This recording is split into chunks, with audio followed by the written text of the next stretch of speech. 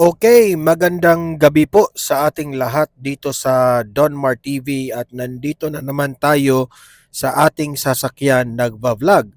Ang una nating pag-uusapan ay patungkol po dito kay Presidente Bongbong Marcos na nagmamayabang siya sa kanyang SONA patungkol po dyan sa korupsyon. Na ang sabi niya, ibinibida niya doon sa kanyang SONA na meron raw mga nabawi na pera doon sa mga ninakaw ng mga kaalyado niya. Yun ang ano niya ha, pagyayabang niya sa SONA. Ito namang si Professor Malutikia ay meron pong opinion patungkol po dito. At pareho kami ni Professor Malutikia na bakit siya nagmamayabang doon na kung saan ang liit-liit ng naibalik na pera doon sa mga ninakaw. At para bang ano lang yun parang pakitang tao lang yun sa taong bayan na merong nasauling pera. Pero wala sa kalingkingan. Wala sa kalingkingan yung mga nawalang pera sa atin.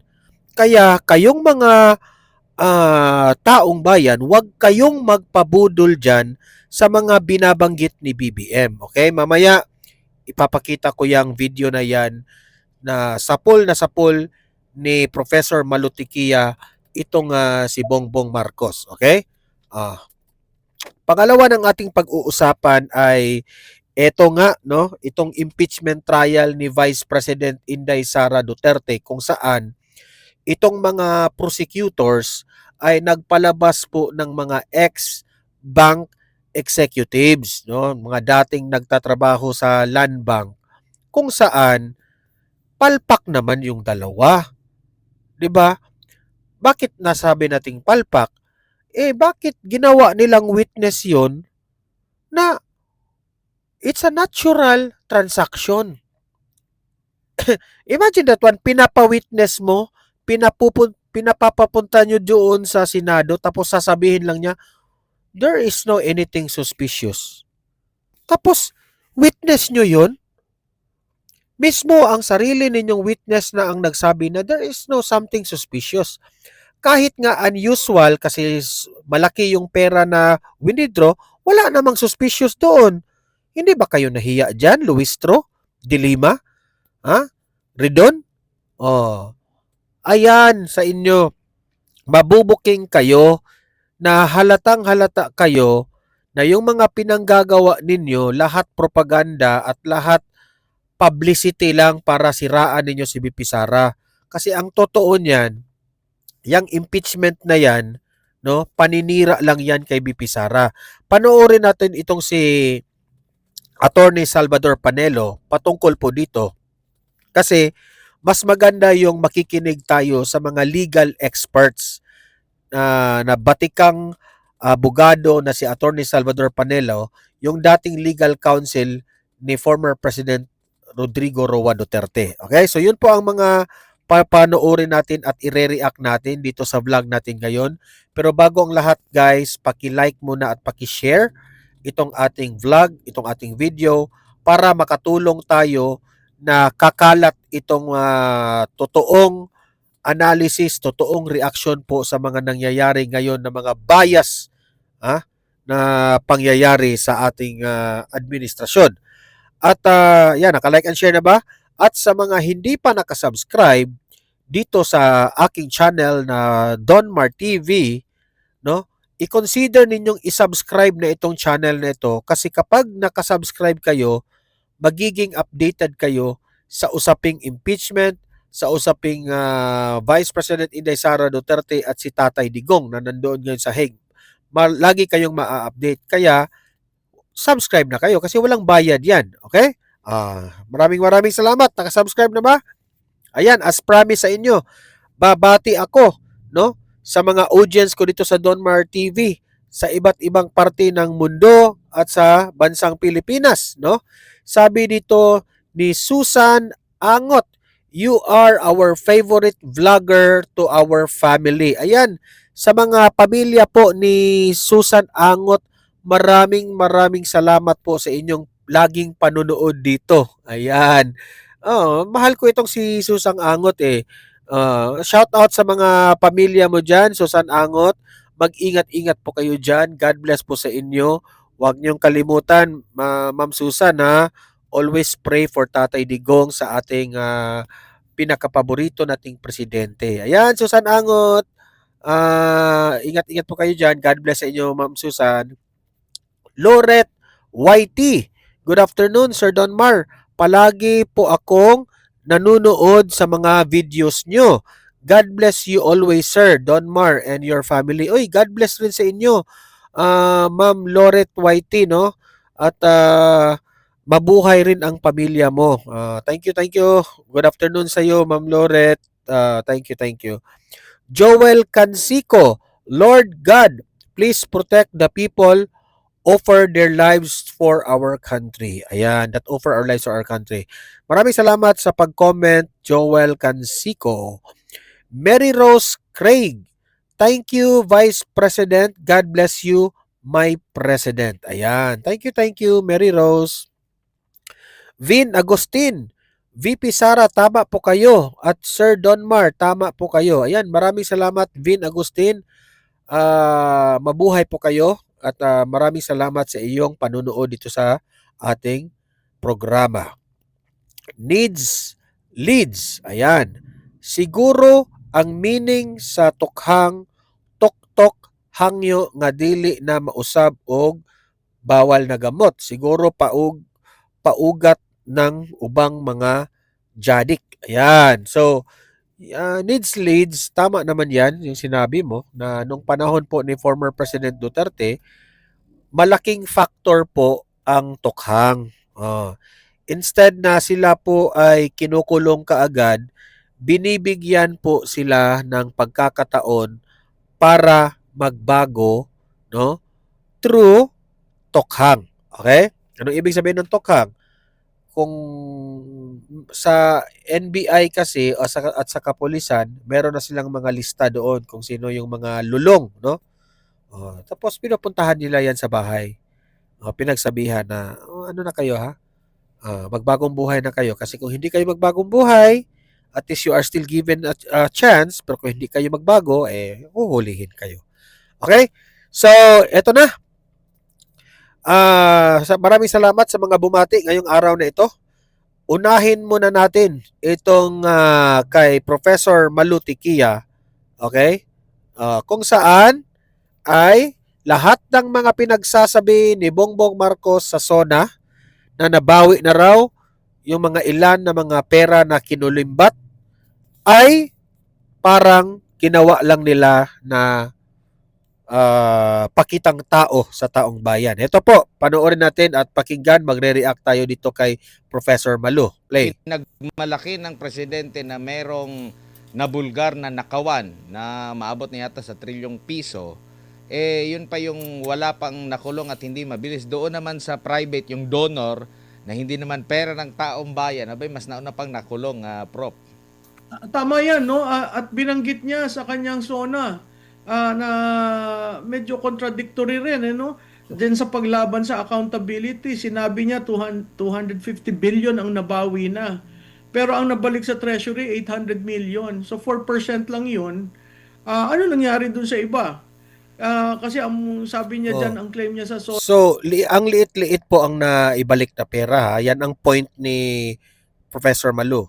Niya, sinisigurado ko sa inyo na ang maibabalik na pera, ang mababawing pera ay gagamitin ng gobyerno.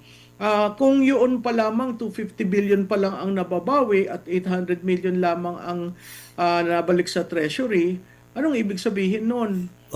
Napaka bagal at hindi sobrang bagal itong anti-corruption campaign niya. Opo, correct ko lang, Prof, no? Kasi dito sa script sabi niya rito, halos 25 bilyong piso ang halaga ng nabawi, frozen, at napreserbang mga pera at ari-arian ng mga akusado.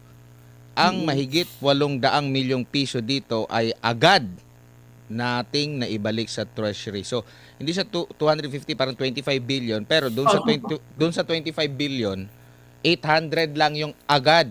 Bakit hindi agad yung iba, Prof? Oo. Yun nga ang tanong eh. So, kung may nabawi ka, isa pa rin babantayan ng taong bayan. Yung nabawi ba na i-deposito na sa treasury? Correct. O nandyan lang Sa bulsa. pakalat-kalat at may ibang nang nagkaka-interest? Correct. Opo. Dito naman po sa survey po ninyo sa Publicus Asia ng mga primary concern talaga no, ng ating mga kababayan, tumutugma ba doon sa pagtugon na nabanggit sa SONA ng Pangulo?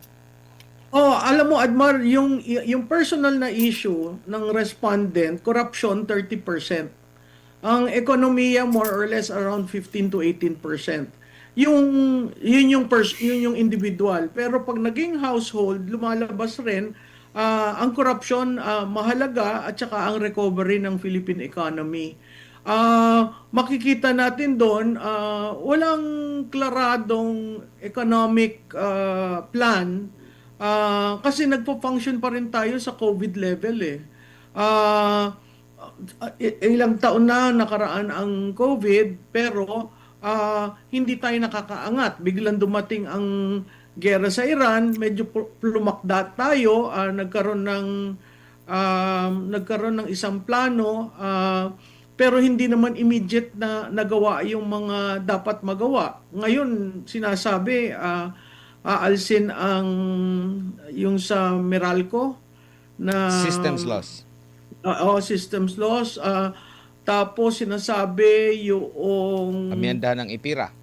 income tax, yung EPIRA, etc. Nagkaroon sila ng anong tinatawag doon? Yung Uplift. uplift. Meron siya lang uplift. Pero kung titingnan mo yung unang element ng uplift, it took them 4 months to 5 months. Yan yung VAT sa LPG, no? Walang ginawa sa excise tax para mumura ang presyo ng gasolina. Hindi nagkaroon ng price freeze para sa mga basic commodities, no?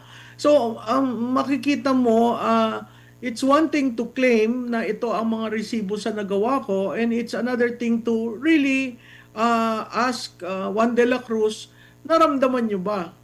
No, so kung babalasahin mo, titingnan mo yung mahaba. I think this is the longest SONA he has made. Maraming datos, kaya nga ang sabi ko, kailangan ma-fact check para natin maintindihan, lalo-lalo na sa aspeto ng edukasyon, no? May mga claims sa edukasyon na pag tinanong mo sa mga guro, sinasabi nila wala naman sila natatanggap.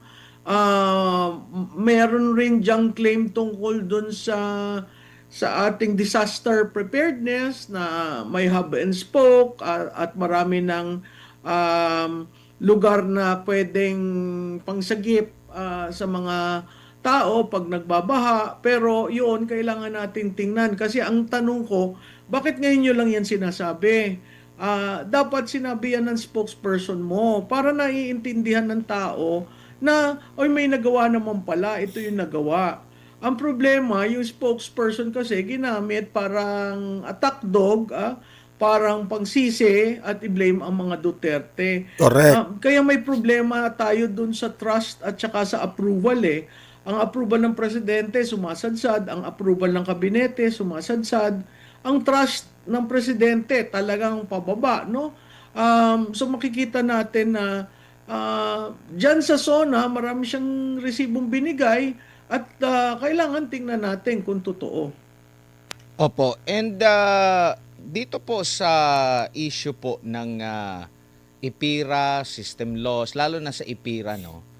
Ang punto na pinakamahalaga na kailangan ng taong bayan itong ganito, lalo na yung pagsuspindi sa VAT, nung panahon ng unang part ng pagsiklab ng Iran at US-Israel na giyera, na yun talaga yung hinaing nila, pero hindi nagawa. Kung nagawa man, doon lang sa LPG, sa kerosene, pero ang hiling talaga ng ating mga kababayan doon is yung diesel, yung gasolina na napakataas ng itinaas.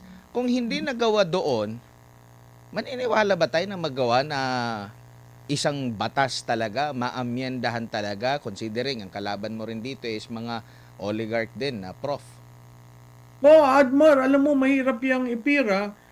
Simula nang naisabatas yan, ang pagka-recall ko, wala pang 6 months upon signing, may mga nagsasabi ng kailangang i-amenda.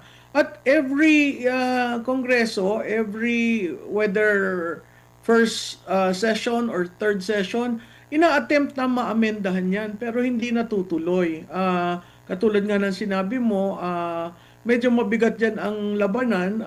Dati isang pamilya, ngayon medyo na-break na yan into several phases, pero nandun pa rin yung issue na iaalaw ba yan, lalo na yung systems loss, kasi malaking pera yan na pinapasa sa consumer para makarecover ang isang distributor at saka generation firm, no? Kung titingnan rin natin, klarado sa resibo ng Meralco, may mga nakapatong doon na parang ginawang collection arm ang Meralco ng gobyerno. Na andyan na yung pagtulong sa senior citizen, sa lifeline, sa fit tariff, sa renewable. So, kinukolekta ng Meralco yan. Yan, nasa batas. Kaya nga ako nagulat, kinukolekta ng isang private arm para sa gobyerno. Kaya lumobo eh. Marami kasing naka-insert doon na maraming dapat gobyerno ang gumagawa. Pero hindi natin napuna. Ngayon nakita natin dahil diyan sa gera sa Iran, at nakita natin dahil ang gastos ng elektrisidad, kaya nagtaasan. Kaya nagdududa yung ating mga kababayan kung sincero ba ang administrasyon ngayon sa mga pinagsasabi nito sa SONA. Kasi isa sa mga supporter talaga nito, maalala ko, Prof, ay itong pinakulong nila na si Senador Rodante Marcoleta. Now ngayon, papalapit na matapos na ang termino doon na nabanggit. Now ngayon, ang sabi naman ng DOE, para daw mawala ang system loss, kailangan ng at least 1 taon. Alam mo yan, kasi lilinisin yan sa books eh. Mahirap mong i-compute yung system loss kung aalsin ng buo. Kasi pwedeng hindi pa nare-recover ng Meralco yan, no? Tama ka, no? Yan isang legislation advocate dyan si Senator Marcoleta from the House to the Senate, at nakita naman natin during the start of the war, dun sa mga hearings na ginagawa, no, parati niya sinasabi, alsin na natin ito, gawin na natin ito. Unfortunately, hindi naman certified ng Pangulo. At narinig natin noon kay dating kalihim ng finance na mahirap, he will never agree with the removal of the VAT, no? So makikita mo from that time on na nagkaroon ng gera till now, parang wala pang pag-aaral na ginawa para malaman kung saan, kukunin just in case maalis. Siguro karagdagan na rin dyan, doon sa mga binanggit sa SONA, siguro dapat binanggit niya ang effort ng Bureau of Customs, dahil under ni Commissioner Ariel Nepomuceno, napakalaki ng revenue na kukuha dahil sa reform na ginagawa niya using technology. So, walang nabanggit doon, at makikita mo, meron silang mga bagay na iniiwasan from the revenue side to the public debt, yung pag-utang, to the impeachment, and of course, yung latest, akala ko nga, i-claim niya yung upper middle income eh. Pero quiet sila doon. Kaya makikita mo, pag hinimay, at medyo matagal-tagal itong paghihimay na gagawin, pag hinimay mo, makikita mo na essentially, sagot yon sa taong bayan, at parang sinasabi niya, nararamdaman ko kayo. In fact, ito nga ang ginagawa ko. Kaya medyo yung iba naiwan sa wayside no.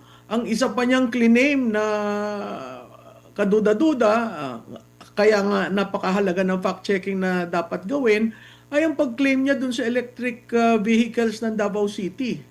So, apart from Marcoleta, claim niya rin yung sa Davao City na yun naman ang Davao mismo, ang syudad ng Davao mismo ang may programang ganun. Pati nga yung sa issue ng nuclear, matagal na ito eh. Lagi kong Oo. na-interview si Congressman Cuangco, naiinis na nga siya kasi ang bagal daw ng gobyerno, merong napag-uusapan, nare-raise sa SONA, tapos yun na naman, balik na naman. Every time na ma-interview ko, yang si Congressman na Cuangco, kasi marami siyang mga plano talaga na maisulong, mapagal naman daw ang gobyerno sa pag-implement. Ang binabanggit nga niya is itong DOE. No, ngayon, nabanggit na naman ng Pangulo, baka ganun pa rin. Nasa na tayo, last 2 minutes na, kumbaga, sa termino ng Pangulo. Kaya napagdududahan yung kung sincero ba ang mga pahayag ng Presidente sa kanyang SONA, Prof. Oo, Admar, yung tama ka dyan, yung Bataan Nuclear Power Plant, dinicommission na nila, tapos nagkaroon ng hearing sa House yan, nagkaroon ng proposal, nung panahon ni Presidente Duterte, may EO pa nga to study the commissioning, no? Alam mo, ang problema dyan kasi yung local na pamahalaan ng Bataan, ang interest nila, gawing data center yung lugar na yan, kung saan merong, wala na kasi yung uranium doon eh. So, gagawin sana nilang data center para mauna na data center sa bansa. Isa sa mga. So, nakita natin yung sincero ba talaga? Kasi doon sa energy mix, hindi mo naman basta sasabihin na lang na ganyan kung hindi na pag-aralan. So, makikita mo, ang isang bagay na nakagulat sa taong bayan ay yung yung space. Rocket. Yung spaceport. No, magkano ang gagastusin diyan? Hindi pa naman wala pa yung blueprint eh. So I don't understand why it is very important for us to launch that program considering mas marami pang importanteng bagay kisa sa pag-launch ng spaceship, no? It doesn't make us any less Filipino kung wala tayong spaceship program kasi hindi naman expected yan sa isang bansang katulad natin. Pero para bigyan mo ng Halatang pasikat lang yan eh. yung SONA, at alam naman natin it takes a while. Considering this is your 5th SONA, na dito mo lang mailalagay lahat yung mga plano at mga elemento ng plano, dahil pagdating mo sa 6 mo, tying up na yan, nagpapaalam ka na. So, practically, itong mga linista na wishlist niya, asahan natin hindi yan mangyayari.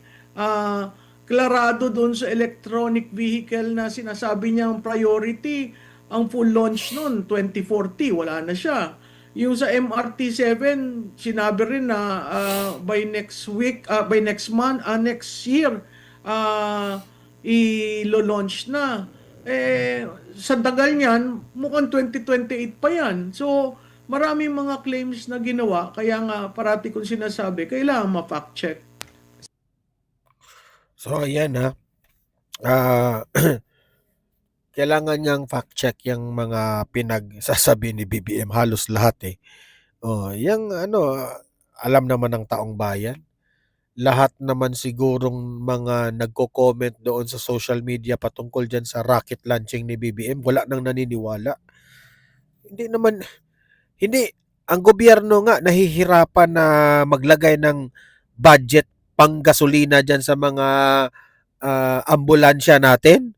Yan pa kayang rocket? Naku po. Ay nako, ito. Yung kay Attorney Salvador Panelo na patungkol sa impeachment ni BP Sara na useless itong mga witness ng mga prosecutors. Yung mga testigo po worthless lahat yun and useless. Bakit kanya? Why? Ay ba wala naman nung masasabi itong mga ito to prove yung charges Correct. ng irregularity ng paggastos ng confidential funds. Kasi yung testimonya nila tungkol sa pag-request ng encashment, pag-release, hindi naman in dispute yan. Kaya nakita niyo yung defense, walang cross-examination. Talaga naman wala kang dapat na i-cross. So bakit hindi naman kini-question mo? Ang issue dito, irregularity. So there is nothing that this witness can testify to that will prove irregularity. Sa totoo lang, uulitin ko po, itong impeachment, kasama ito sa plano. Nasiraan si Inday Sara, tanggalin sa pwesto para hindi siya makatakbo. Sapagkat talaga naman pag siya ang nanalong presidente, maniwala kayo, may problema talaga ang mga nakaupo ngayon. Kasi maraming anomalya. Alamin natin ang mga naging ganap pa sa ikalawang bahagi yung po highlights. ng Day 10 ng impeachment trial kay Vice President Sara Duterte sa ulat live ni partner Hannah Jane Sancho. Partner Hannah, magandang hapon. Oh no.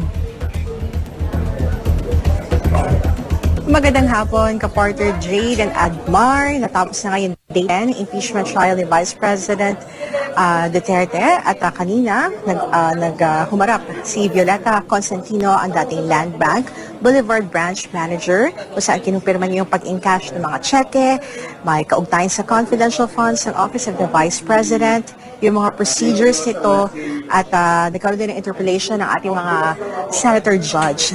Kanina o ngayon naman, after the break, ay si Nenita Camposano, ang dating Land Bank DepEd Branch Manager, kung saan kinumpirma ni Camposano ang pagiging dating branch manager, yung pag-encash ng 3 cheque na nagkakalaga ng 37.5 million at ng 3 cheque na ito each 37.5 na may kabuang 112.5 million at si Edward Fajarda ang payi ng mga cheque. Sa kanilang naging testimonya, sinabi nilang regular na proseso ng pag-encash o yung encashment, ngunit hindi pangkaraniwan or yung unusual ang laki ng 3 cash withdrawals ng Department of Education. Nilinaw niya yung pagiging unusual ng transaction ay hindi nangangahulugang suspicious o kahinahinala. Wala siyang nakitang dahilan upang i-classify yung mga withdrawal na ito kahit malaki yung amount bilang suspicious transaction. Ipinaliwanag din yan na yung pagkakaiba ng covered transaction na yung lahat ng transaction na lalampas ng 500,000 ay automatikong nire-report sa Anti-Money Laundering Council alinsunod sa batas. Yung suspicious transaction naman, yung walang itinakdang halaga at maaari itong i-report kung may kahinahinalang pangyayari o pattern na matapos yung pagsusuri. Sa iba pang mahalagang pahayag ay hindi hinahanap ng Land Bank kung ang withdrawal ay nasa confidential funds dahil hindi ito bahagi ng kanilang regular banking procedure. Ang batayan ng bangko sa pag-release ng cash ay ang pangalan ng payee at cheque at ang pagsunod ng normal na banking requirements. Walang dokumentong isinumite upang patunayan si Edward Fajarda ay designated Special Disbursing Officer, valid ID lamang ang ipinakita. Kapag na-release na yung cash sa payee, natapos na yung pananagutan ng bangko ang winidraw. Inamin din ng witness na hindi siya pamilyar sa confidential, intelligence, or discretionary funds. Sa kautusan din ng impeachment court, inintasan ng clerk of court na mag-issue ng subpoena kay Roderick Wamil, dating commissioner ng Commission on Audit, Zailen Del Campo, from the Commission on Audit, at si Marivic Pareja, Director ng Legislative Service ng House of Representatives. Ang susunod na schedule ng paglilitis is magbabalik yung impeachment court ngayong Lunes, August 3, sa ganap na alas 10 ng umaga at pagkakaroon ng caucus later yung mga senador kung ano yung magiging final na oras ng pagsimula in the morning na kanilang i-discuss ngayon sa caucus nila.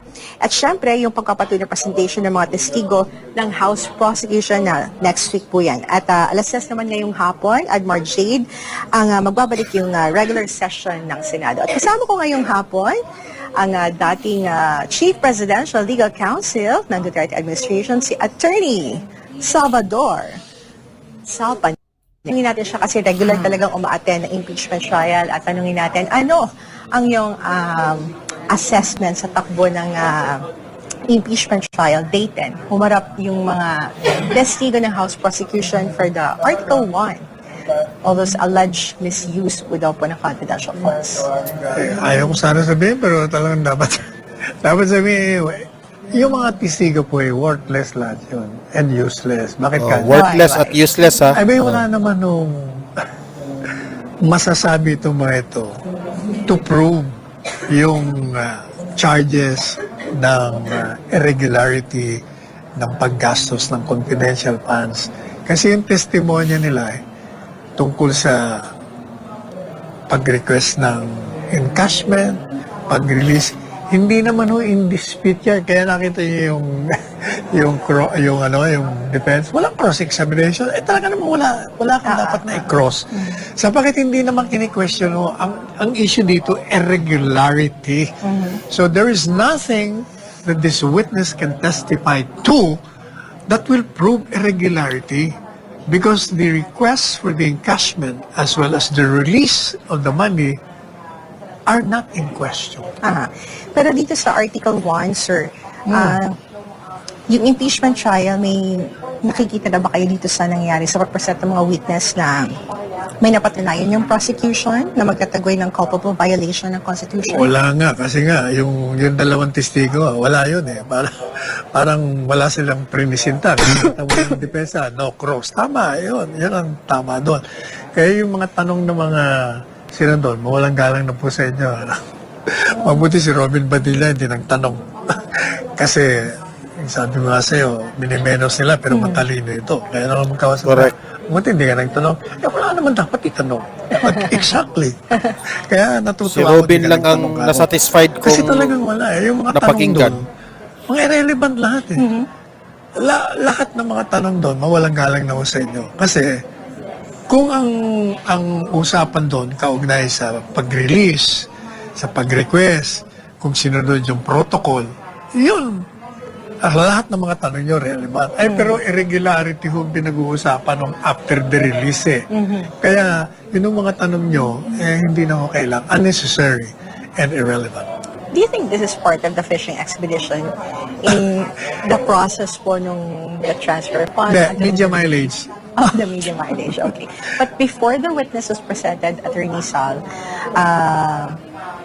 nagkaroon ng, binigyan ng 5-minute na panahon si Congressman Leila De Lima. Yan, mabuti binanggit mo yan. Yeah, Ako, what's your take? medyo, ayan na naman. Ito talagang si Cheese, talagang he doesn't stop in in showing his inability to preside in orderly, efficiently manner. Bakit kanyo? Abay, nangampanya na naman yung si De Lima doon. Hindi naman pala siya magpipresent ng witness. Ano bang, what papel or role did she play except to publicize? Kaya panay object. Ito naman si Cheese, napansin mo, kung hindi nag-o-object to, pumayag naman siya, tama, I will have to stop you na.